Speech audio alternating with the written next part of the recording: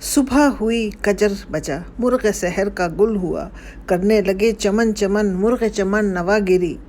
मस्जिद व खानका से शोर उठा सलात का, देर में जाके ब्राह्मण करने लगे Hari Hari. 11th May 1857. This building that you see is something that probably many of you have passed by on MG Road without even thinking twice about it.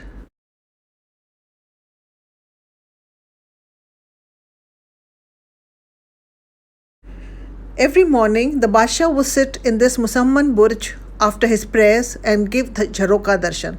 Jharoka Darshan was a system of coming before his subjects, and it had been started by Akbar, and it was an old Hindu tradition. And the Hindus who would come for their ritual bath in the Yamuna would come and do a darshan and then go back, and the Muslim subjects would come and see him and then go and do their daily work. Now, this was also a court of redressal where immediate decisions were given. It was here that on 11th of May, as he was sitting, he heard a noise, and then some sepoys came here and stood under the balcony of the Musamman Burj, where you see grass today. That was called the reti, or the sandy part, and the concrete part was of course the river Yamuna.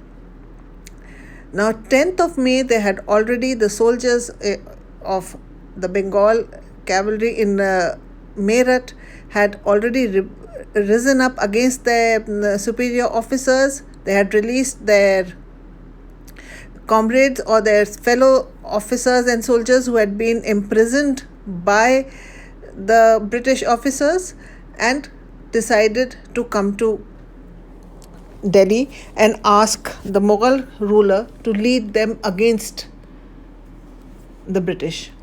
As they say, Huzur Jahanpana, may you have a long life. You are the emperor of the faith and the world, and God Almighty has given you suzerainty over 22 provinces. Bahadur Shah called the British officers whose writ ran in Delhi, and Dehlvi writes, Zahir Dehlvi, how has the religious fight reared its head? This is a case of faith and principles. Religious persecution and bigotry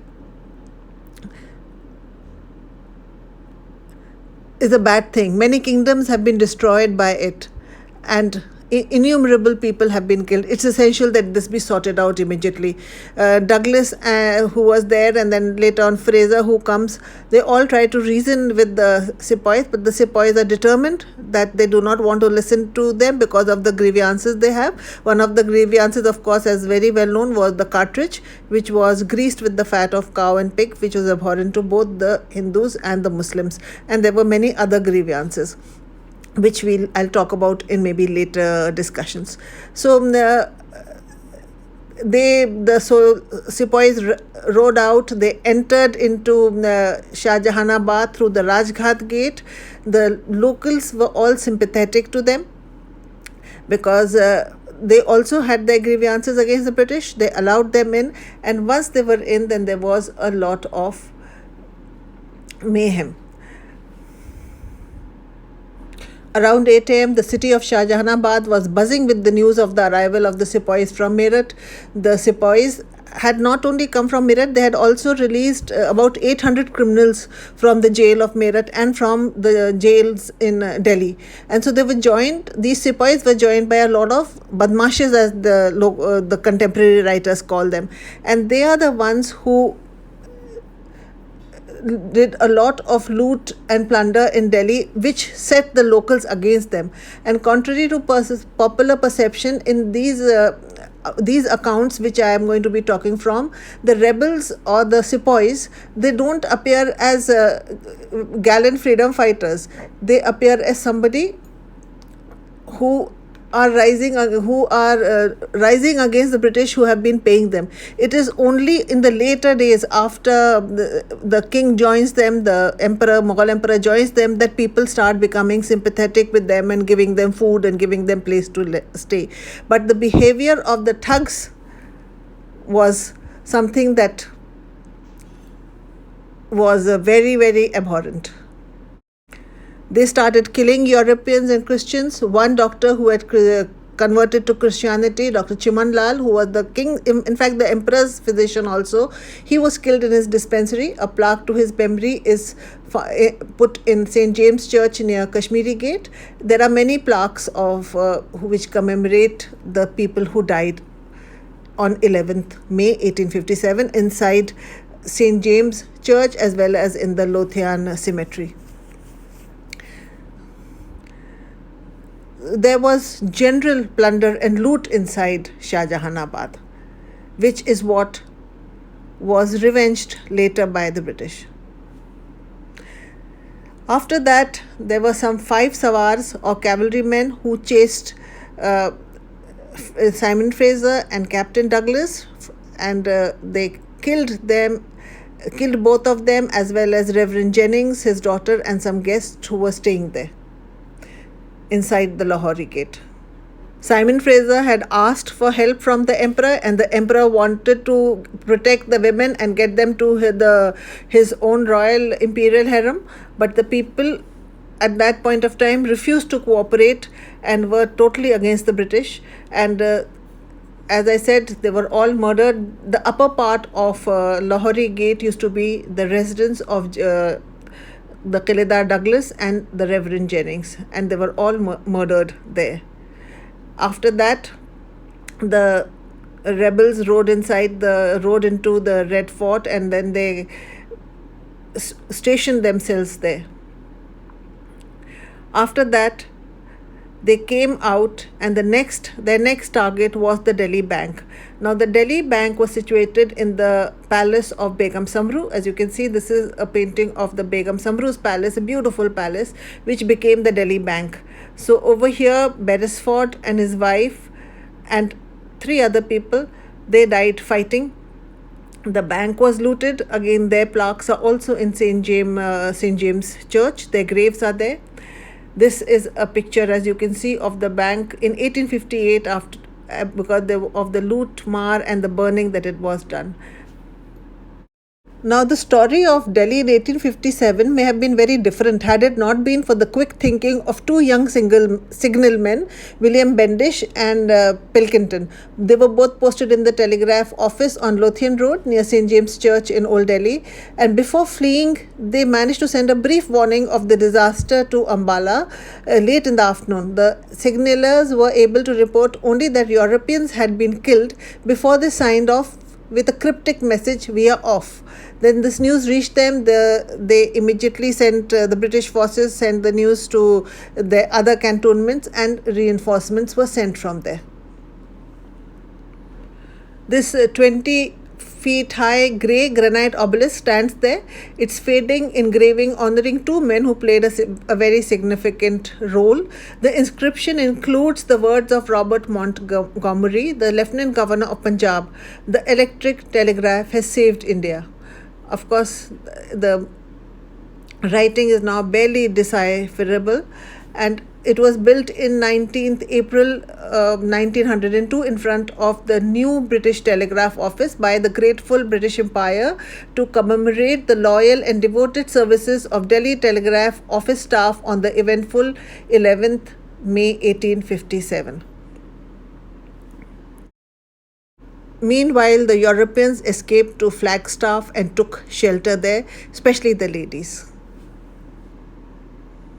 The fighting was going on all over the city by then.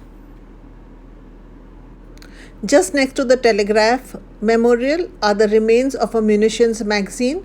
It has 2 gates which are opposite the Telegraph Office. This area saw great excitement and bloodshed around 4 p.m. on 11th May. Metcalfe had asked the had asked Lieutenant General Willoughby, the officer in charge, to secure the main munitions magazine and under no circumstance to let it fall into the hands of the sepoys. At around 4 p.m., when Willoughby realized that the sepoys had brought ladders to scale the walls after having failed to batter the gates down, he gave orders for the munitions to be blown up. A spectacular display of fireworks soon lit up the Delhi sky. British officers watching from the ridge knew that Delhi was lost. The Indian sepoys were angry at having been deprived of ammunition, though another smaller magazine had fallen into their hands. Zahir Dehelvi, when he is describing it, uses images from the Quran referring to the day of resurrection. He says, it was 5 p.m. and even though the sun was setting, the day of reckoning was still underway. The heat of the riot was on the rise, and for the citizens of Shah Jahanabad, it was every man for himself. The waves of trouble and turmoil were causing the ground to swell up, while the rivers of blood and carnage were boiling. Loot and plunder raged. Fearless and pitiless tyrants had created pandemonium in the city, and no one knew what was happening to anyone else. Everyone was concerned with saving themselves. Messengers were sorting out the mail, and news of complaints and petitions for mercy were pouring in from every direction. The scoundrels of Satan were inflicting violence all around.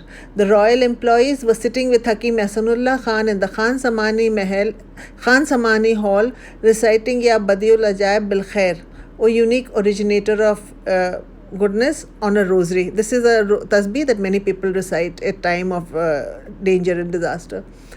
A prayer for peace was on everyone's lips when suddenly there was a tremendous noise.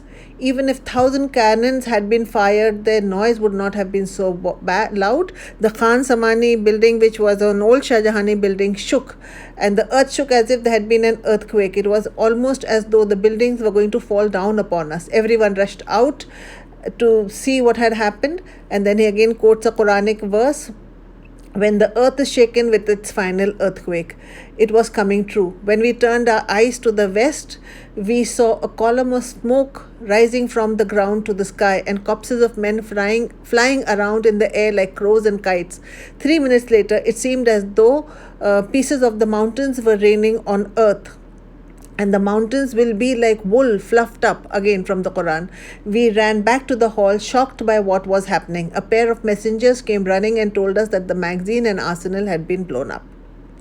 Willoughby and 9 other officers of the British Ordnance Corps, who had defended the magazine till afternoon, then they left from there, and they had locked the gates, but the sepoys brought ladders to scale the walls, and at 3:30 the explosion killed many of the sepoys as well as women and children from nearby homes who had taken shelter there.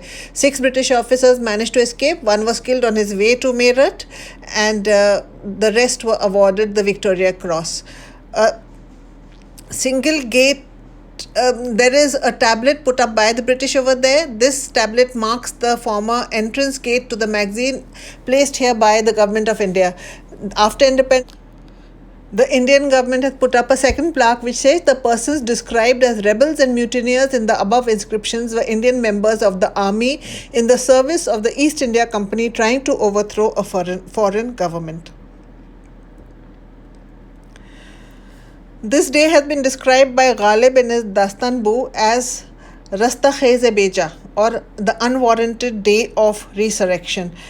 It was a terrible day for Delhi, and it has been described by many people. Munshi Jivan Lal, who talks about the murder and mayhem happening on that day, Moinuddin Kotwal, who both of them who were sympathetic to the British, have described the murder of the European and the British women, children, officers on that particular day, and they have also recorded how they were helped by many Indians who tried to hide them out of sympathy. And as we go on later, we will see that throughout, Bahadur Shah Zafar kept trying to save the Europeans and the British, but the soldiers, and especially the criminals who had been let out, were in no mood.